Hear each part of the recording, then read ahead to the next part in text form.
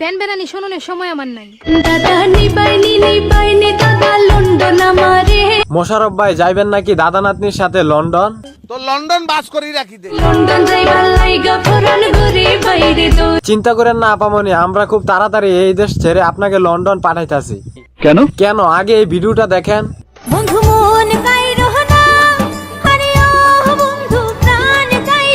পিছনের এই টুপি পরা হাজি সাহেব, এই আপুটার কি হন সেটা জানার আমার বিন্দু পরিমাণ ইচ্ছা নাই। কথা হচ্ছে এমন টুপি পরা হাজি সাহেবকে কেন টিকটক ভিডিওতে অ্যাড করা হলো? টুপিওয়ালার সামনে যখন টিকটক ভিডিওতে গলা ফাটাইয়া গান গাইতেছিল তখন কি ওনার উচিত ছিল না পিছন থেকে জুতা মারার?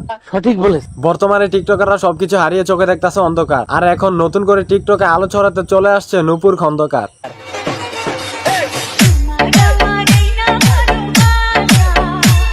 উনি যে গ্রামের মাইয়া সেটা আর কোনো সন্দেহ নাই, আর সাথে আছে 70 বছরের দাদা। আর আপনি যে এটা ভাইরাল করার জন্য করতেছেন সেটা কি আমরা বুঝি না? পাবলিক কি এখনো বোকাচোদা? আচ্ছা, হাসলেই কি মানুষ সুখী? কই, আমি তো অনেক আপনি যদি ছেলে হইতেন তাইলে আপনাকে বলতাম কিছু না পাইরাই টুপি দিয়ে বিজনেস। বড় ভাই, আপনার কি খবর নাই?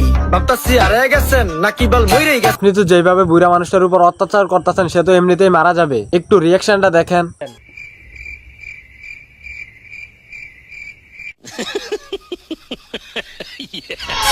তোমার জন্য আমার জীবন ভরবো আমি বাজি। তুমি বুড়া মানুষ এখন আছে, একটু পরে নাই, ওনারে একটু ঠিকঠাক মতো খাইতে দেন। আচ্ছা, আপনার কি ওনার সাথে টিকটক করা ছাড়া আর কোনো কাজ নাই?